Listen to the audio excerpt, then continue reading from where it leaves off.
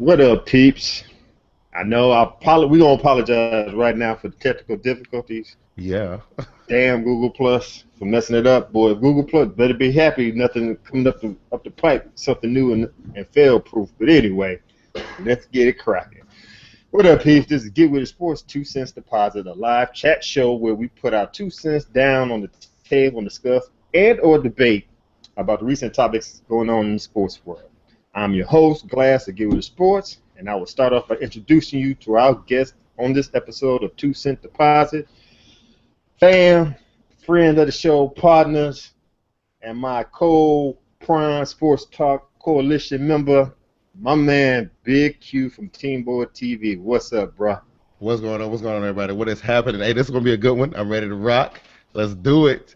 Let's All get in. right, 'Cause cool. listen, That's what you I like can to hear. Google. Y'all need you need to make write a Hey, letter to them and let them know how they messing your flow up. You let them know what's going right, on. you know, 'cause we supposed to start this at 6:30. It That's is right. now an hour later. Yes. So yeah, damn Google Plus right about now. Come Right. see me.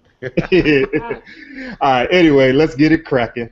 First topic we're gonna talk about is Brandon Merriweather of the Washington football team. Uh-huh. Yesterday he got fined. Well, shoot, you can't say fine. He got suspended for 2 games for the so-called hit on. Well, it ain't even a hit. It was a hit rather on Baltimore Ravens. Torrey Smith in the postseason. I mean, not post. I'm sorry, in the preseason. Yeah. He got a long list of illegal hits starting Yes. back in 2010 when he was playing for the New England Patriots. He hit a defensive receiver, i.e. Ravens tight end Todd Heap. He got a problem with Baltimore Ravens. Yes, it is. It just looked like it. He got a $40,000 fine on that one, 2011. Twice while he was playing with my hometown Chicago Bears. He had a helmet-to-helmet penalty against, at that time, your wide receiver Steve Smith of the Carolina Panthers, Right. $20,000 fine. Once again, unnecessary roughness, late hit against, can't remember the play on the Lions. He got a $25,000 fine. When now, in 2013, last year, when he was playing with the Washington football team, he got a helmet-to-helmet penalty, gave Eddie Lacy a concussion. Then he gave himself a concussion when he had a helmet-to-helmet hit with James Stark. So he just like hitting people. It just shows right there. Got a $42,000 fine. Then the next one in 2013, he hit defensive receivers, 2 of them, from my hometown Bears, Brandon Marshall and Alshon Jeffries.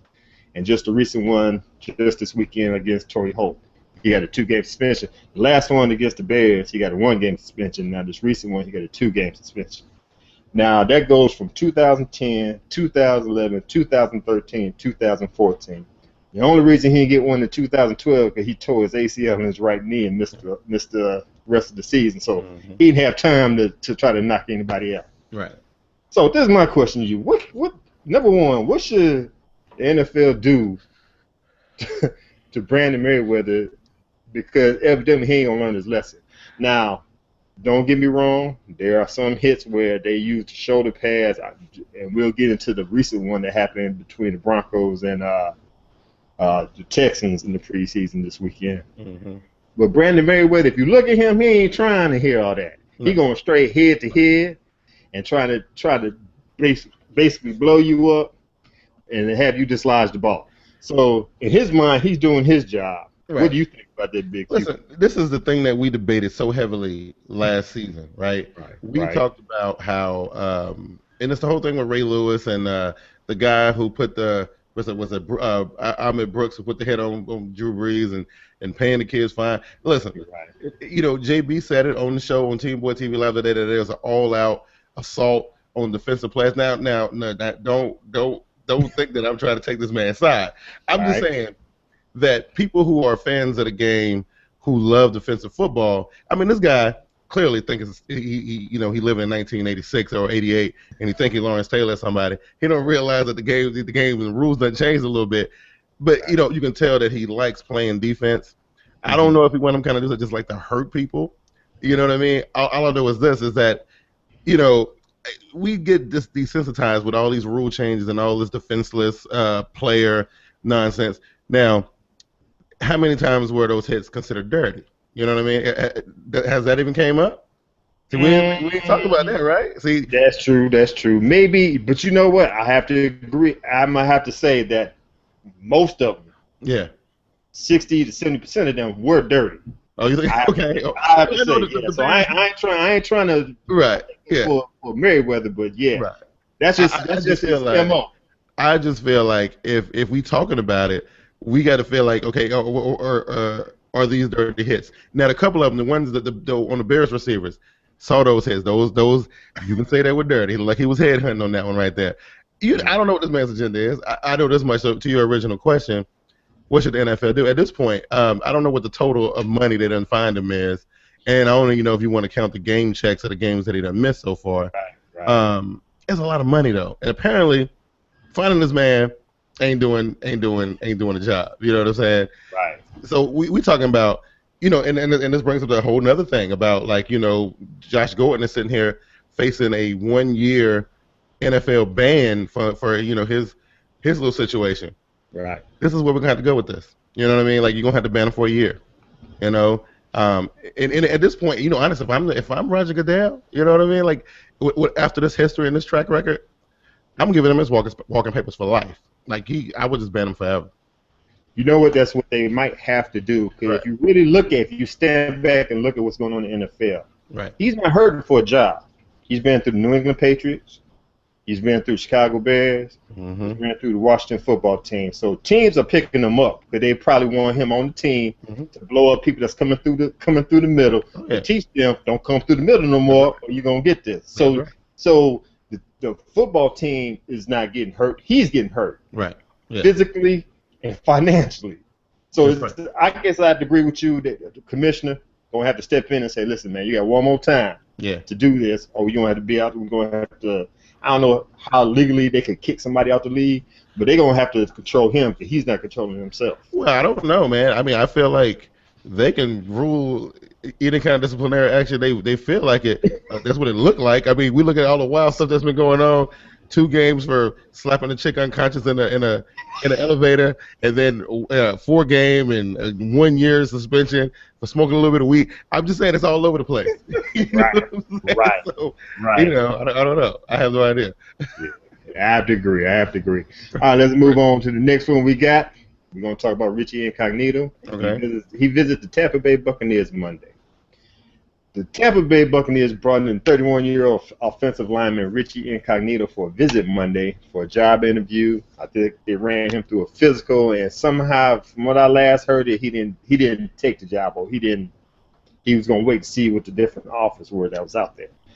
Incognito was the main villain in the bully scandal with the Miami Dolphins last season, where he was suspended for the last 8 games for the verbal abuse he put on teammate Jonathan Martin. According to ESPN, Incognito was cleared on Monday for full activity of regular season game participation. Mm-hmm. 2 weeks ago, Incognito told USA Today that he wanted to continue his NFL career and that he had some nibbles, as if other teams looking at him. Right. He plays offensive lineman. I think I can't remember. He might be a guard, right guard. I think he's a guard, yeah. Okay, right guard. And evidently in the NFL, that position, where any offensive lineman position is kind of weak. Yeah. And he's a hot commodity, I guess you could say. So if he signs to a team, well, I guess if he had signed with Tampa Bay, he was going to be on the team when they host your Carolina Panthers. Mm-hmm. And I think he got 3 to 5 teams out there looking at him. So what do you think about Incognito coming back in the NFL, and do you think he should be coming back in the NFL? Well, listen, I'm all about giving people second chances and stuff, but this is the main question that I got. Like, why didn't he get any kind of disciplinary action? Did he get suspended? I mean, I know they walked him off the team toward the end of the season last year, but is that it? After everything that he did and all his full conducting of investigations that they did? He got paid leave of absence, so he wasn't hurting the pocket. He got paid, so I don't know what they considered hurting him. So you can go into a locker room and cause all this turmoil and pretty much cost the Miami Dolphins their season, took all their momentum away from them, put this little poor kid. Now I ain't taking enough for Jonathan Martin in that because he played a part in that too. But all this stuff goes on. They pay you to sit at the crib, and now you get an opportunity to get another job just like that. See, this is the problem that I got with the NFL right now, and I am so upset with the discipline is all over the place. You see where I'm going with this, right? It's crazy. Right. So this dude does all of this, and I mean, it wasn't a whole lot of physical stuff going on. It was more emotional, kind of thing. Where, mental thing, but still, it caused a lot of drama, and they paid this dude to sit at home, and now they're giving him an opportunity to go make some more money playing for a different team. Now, back to what you were saying, I'm not worried about him as long as he don't come to Carolina. I don't care. I don't think he deserves. I don't think he deserves to play in the NFL. And I said this plenty of times on YouTube about how the NFL is a situation where only privileged people get to kind of take part in that. A lot of people want to play in the NFL, and it's a dream for a lot of young kids. But only a few of them get to make it, right? Mm-hmm. And the ones that do make it, when I see them do stupid stuff like this, and then I see the NFL holding their hand or coddling them some kind of way, it makes me sick, man. You know what I mean? It's terrible to me. But if he land on a team like the Tampa Bay Buccaneers, trust and believe, your boy, Lovie Smith, he ain't going to tolerate that. Right. The first peep, and he out of there. Right. First peep. Right. So, I mean, I don't think it's going to hurt. I think Lovie should give him a shot. He need him. You know what I mean? Mm-hmm. And just put him on a real short leash. Mm-hmm. Real short, Okay. That's my take on it. All right, cool. Well, let me I'm gonna expound on two of the situations you had jumped on. Mm-hmm. All right, first one. Number one, do I think he deserves a second chance? Yeah, he deserves a second chance. Hell, if Riley Cooper get a second chance after what he said, what the hell? He didn't say he didn't say the N-word. Right. Well, I'll take that back. He said the N-word a couple of times. But okay, first one you expounded on. I believe that his punishment wasn't that hard because it was like a cluster blast. That whole locker room tolerated that for almost half of the season. What's his name? Philbin, Coach Philbin, act like he didn't know what was going on. There ain't no damn way you could tell me that the head coach did not know something was going on in that locker room. So instead of just blowing up the team and messing up that whole season for the Miami Dolphins, they figured they just take him out of the equation, let him sit at home and get paid, and everything gonna die down. Mm-hmm. That's how I feel about that situation. So yeah, that's the reason why it was a light penalty. Right. Him being back on the team, he got to be on a certain Lovie Smith. I can see him being on a team with Lovie Smith. Mm-hmm. I can see him being on a team with John. No, I take that back. I was gonna say with Jeff Fisher on the St. Louis Rams. No, because they have they've been a little lenient right now. Jeff Fisher. You can't have Incognito and Sam in the same locker room. No, you can't. That is not going to work. Every time they're in the locker room. That's right. But you know what though? Michael Sam ain't gonna sit there and cry about it like Jonathan Martin. Michael Sam might knock that dude out. You know what I'm saying? That's true. That's true. And of course, the reason why he got a job in the NFL because he is a hard-nosed, nasty lineman, and that's what they like. Mm-hmm. Like I said at the beginning of this session, Richie Incognito, teams need players like him on that team. Oh, yeah. You know what I'm saying? So he's a high commodity. People might take chances on him and try to, we're gonna bring him in, see if we could control him. If not, they can easily dump him off. Right. Yeah. So yeah, he's gonna be. I think he's 31 years old. He got 2-3 more years left up in him. So he'll be on somebody's team by the end. That's a lineman. I think he's probably got as a lineman. He can probably pull another maybe 5 seasons if he wanted. If he stayed healthy. That's true. I don't know. I don't know. True. Yeah. Okay. Well, you think he got? To answer the question, you believe he's? I think he deserves another shot just to prove to everybody that whole thing. And like I said, like even to this day, we almost a full season removed from it. We still don't know exactly what that was about. Maybe Jonathan Martin was over-exaggerating, being a little bit too much of a punk. I don't know. I'm saying, it might have got blown out of proportion, but just to give him a second chance to, to show people that he ain't that monster that everybody kind of made him out to be. So I don't know. I mean, to shut somebody down, because of one thing, I think that's a little wrong. So yeah, he deserves another shot, and he with the right coach, so it'd be good. All right, cool. Yeah. All right, well, I got a tweet from our friend of the show, Ezra Ice Cream from Idiot Sports Talk, he says that it was a BS suspension and Richie deserves another chance. So yeah, we agree with you, man. Everything that you said is a BS suspension. That's right. And yeah, I give him a second chance. Yeah. All right, cool. Let's move on to the next topic. We got Wes Welker's future in the NFL. Yeah. I drafted him in my draft the other night. I did. You know? Oh my God. Okay. Well, you know how that's gonna turn out next. You better have a backup coming up. Here, we'll see. The Broncos receiver Wes Welker suffered his third concussion in 10 months Saturday night, courtesy of Texans safety DJ Swearinger. Swearinger, who ended, actually, I forgot about that. He ended Dustin Keller's career last preseason with a low hit. That nasty little low hit on his knee. So I forgot all about that, but that's true. After the play, I think the next play, Peyton threw a pass to Emmanuel Sanders, and then of course he ran up to Swearinger and gave him an F-bomb, like F you, get to my boy. So he got his face and backed his boy up.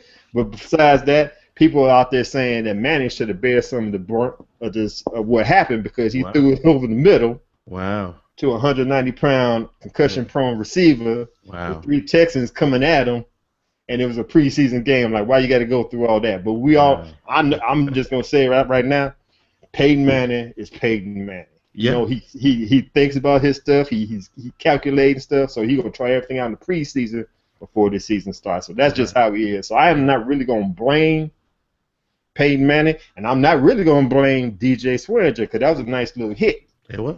It was showed. It wasn't helmet like Merriweather probably would do, but it is what it is. Wes Welker's out for I don't even know if he's going to be in. Finish the protocols. So they saying Welker want to come back and be ready for week 1, but of course you know how that whole concussion thing go. I think they'll set him in week 1. I think we'll see him in week 3 probably. How many games did he set last season before the end? It was like he set like 4 games, right? 4 or 5. He came back for the playoffs though, right? Right. Yeah, okay. With a bigger helmet. Right. Yeah. With more cushions up in the helmet. I think and I think he wore that same helmet this Saturday when he got hit. So it's something that he really got to look at. And after everything's said and done, we just got through talking about Peyton Manning and all the backing him up. The bigger question is how Welker proceeds from here. Is 3 concussions less than 1 year immediately leads to a conversation where should he retire or continue to try to play? Oh, man. Bigg Q. Here we go again, right? So listen, just because we are living in the 21st century and we got all this technology to diagnose concussions on the fly like that, you know, like we was watching the preseason game last week. Who was it? Was it the San Francisco guy who got concussed while he was standing straight up? Was it the San Francisco dude? That got concussed by, I think it was the Broncos game that I was watching, right? The Broncos-San Francisco game? Yeah, right. Yeah, whatever. Here's the thing.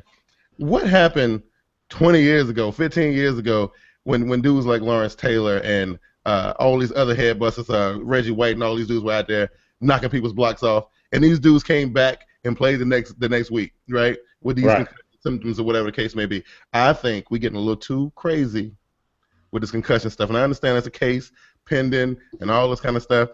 Here's the thing.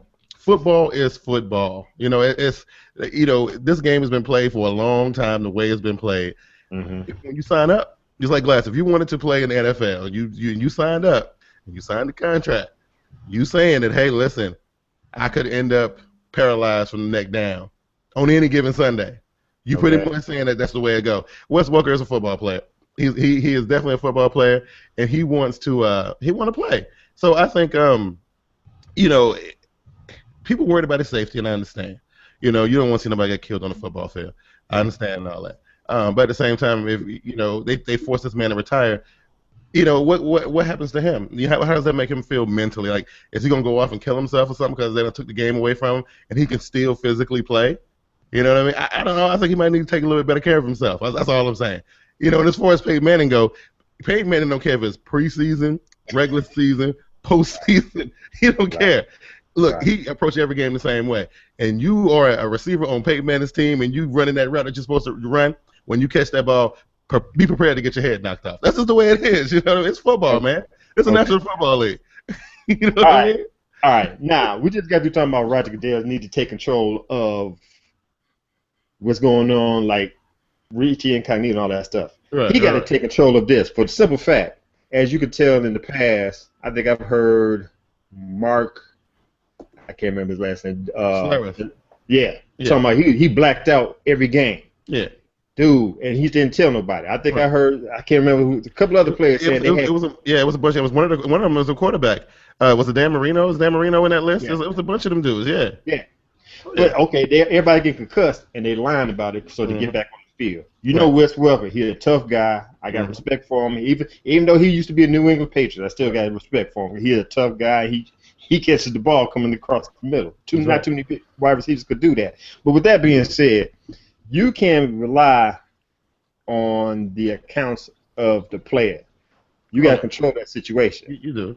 You know what I'm saying? Because, okay, I guess I heard what you said. You signed at that line, you know what you're getting into. I heard that. Yeah. But if you sign that dotted line, maybe you should say, okay, now you got concussed.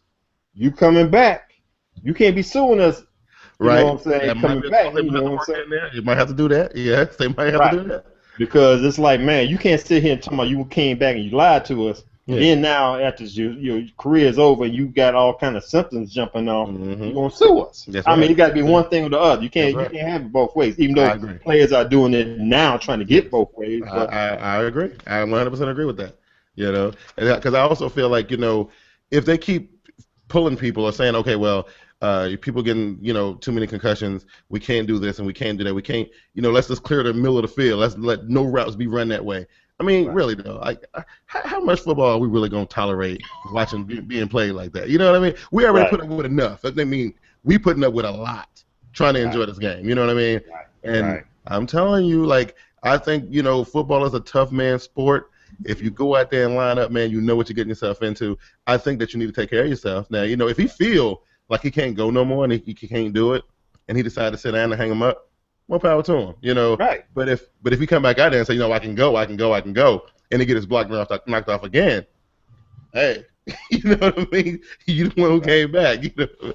I'm just saying, you know. Okay, I just came up with a thing that just boggled my mind real quick.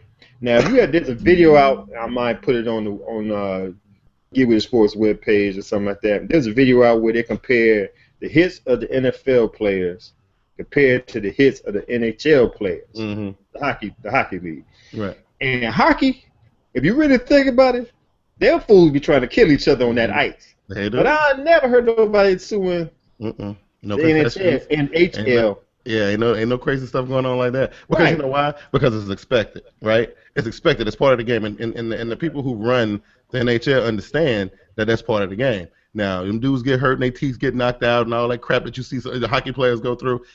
Nobody says a thing about that. Nobody says let a tooth get knocked out on the football field, and watch how many reports come out about it. You know what I mean? I'm just saying. Right. It's off. I'm just saying.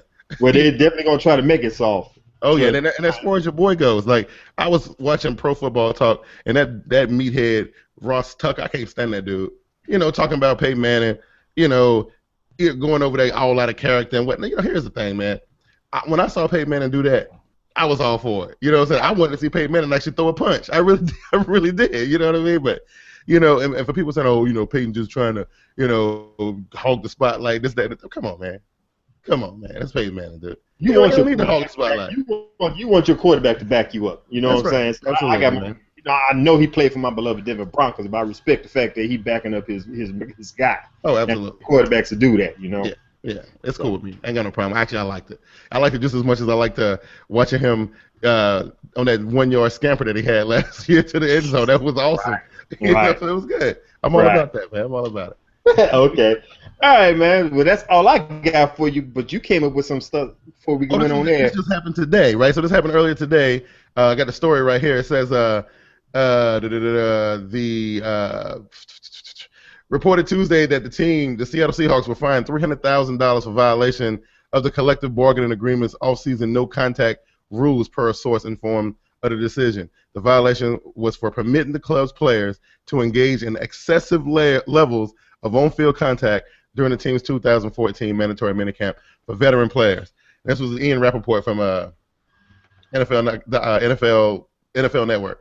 So this is what I got for you, right? So Pete Carroll, and I don't know, somebody must have been a snitch in camp. This was like 2 months ago, right? You know what I'm saying? When this really went down. Yeah, this was in minicamp. This was OTAs earlier.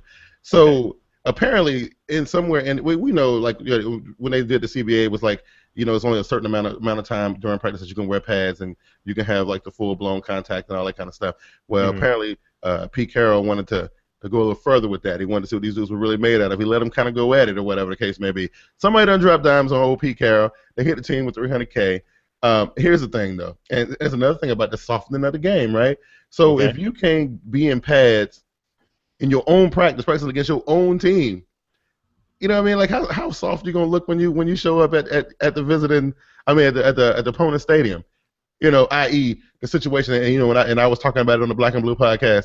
Everybody's talking about, Carolina showed up in New England and laid down, right? Ain't nobody trying to get their people hurt out there, you know what I mean? So, and I figure, like, if you're going to get some kind of, excessive, some kind of injury, I'd rather it happen, away from a game that really matters, you know what I mean? So, and then here's the thing. So they want to practice, and they want to practice in pads, and they want to hit each other, instead of this whole running around in shorts and stuff. They got fined for it. What's your take on it? All right, here you go, man. I'm going to break it down to you right now. Check this out. I told you this last season. In order to win, you got to hit hard.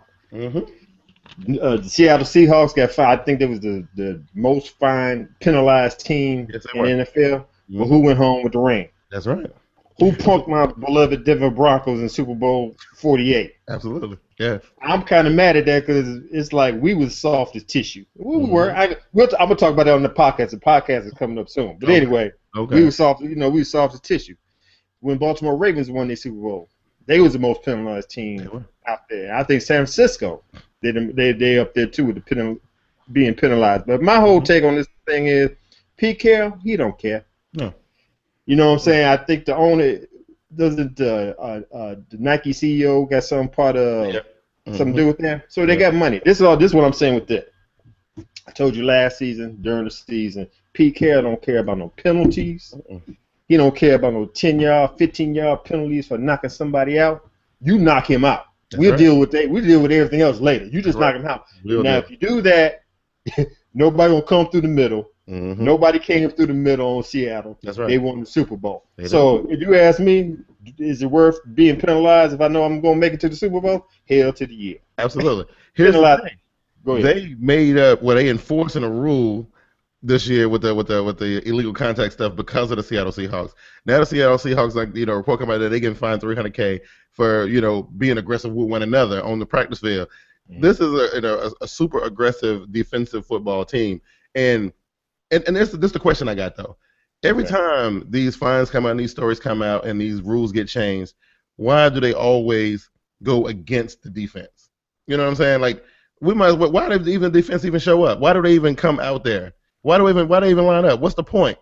You know what I'm saying? Like, what's the whole point? So they can run up the score. Just like in baseball, everybody like the home runs, everybody like the scores. Everybody wants the scores to be tallying up. That's what they want in the National Football League. They want the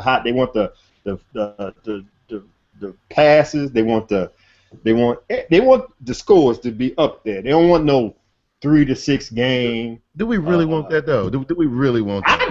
I don't care about it. Actually, you know what? I know this might sounds kind of sadistic. I like seeing the hits. I do too. I mean, honestly, that's what drew me to the game as a kid. Seeing them dudes flip. What's his name? Your GM. I mean, your executive. John Elway. Yeah, flip them around like I love seeing stuff like that, man. Yeah. Those menacing, intimidating defensive players, man. They don't want no parts of them dudes. They line up in slow motion on NFL films with the smoke coming out of their nose, and you know what I'm saying? Like, that was awesome to me. You know what I mean? Right. And now they saying, okay, well, look, don't be touching this dude beyond 5 yards. Don't be putting hands on the quarterback. You got the strike zone now. You know what I'm saying? Now you got all the stuff. They can't even practice. They can't even practice, dude. They can't even practice in pads. I know. I know. And the one thing I remember, since we talking about wide receivers and cornerback stuff, I remember Andre Rison and Deion Sanders going at it on the field. So, I mean, they wouldn't hurt each other because they had the helmets and pads on, but the fact that they were swinging at each other because they would touch each other, that's what I want to see. Yes, I don't care about this. You know, anything past 7 yards, I don't care about that, man. You trying to keep him from getting past you. Now, hold on. I agree. If the ball is in the air, right? If the ball is in the air, and then it's about to come down, and they making a play for the ball, and you shove the man down to keep him from catching the ball, I get that. But why are we on this route? And I mean, my job as a defensive player is to throw you off your route. Now I ain't saying just push the man down, but man, get hands on him. You know, y'all got to. It's a struggle. You know what I mean? Right. I'm just saying, I'm supposed to just sit there and just like I might as well as a cornerback or a DB, just like play off you, stay in the zone, hope I can jump the route, like we used to do it back in the day. You know what I'm saying? Like that's the way it's going to be. That's why you get physical wide receivers, because you know the secondary is gonna be physical. So you get somebody like a Brandon Marshall, T.O., Vincent Jackson. You get them big guys, so you go toe to toe with them, and you get the upper hand. So I mean, the rules they got now is straight, as they say, pussifying the National Football League. Absolutely. So at the end of the day, when you look at this whole the NFL fining the team for allowing excessive levels of on-field contact, what do you make of that, man? You know, this is in a closed facility. Right. That should be between people on the team and the coaches. Now, like you said, somebody snitched on them and say, somebody probably got hurt. Like, ooh, we ain't supposed to do this. Let me go report this. You know, it is what it is. Like I said, Pete Carroll, Seattle Seahawks, they probably knew it was coming. They don't care. We're going to go ahead and do what we're going to do in order to keep ourselves relevant and make it to the Super Bowl. So, hey, if it don't bother them, it don't bother me. But they're going to have to slow down on all these penalties that they have in the preseason, rather. Yep, absolutely. But you know what, though? I saw what Jimmy Graham was doing and that blatant disrespect of the NFL office. You know what, man? The players and the coaches and the people who are actually working in the NFL, it looked like they were rebelling against the office, man. It looked like they looking at Roger Goodell and everybody else in the league office and like, you know what, y'all crazy.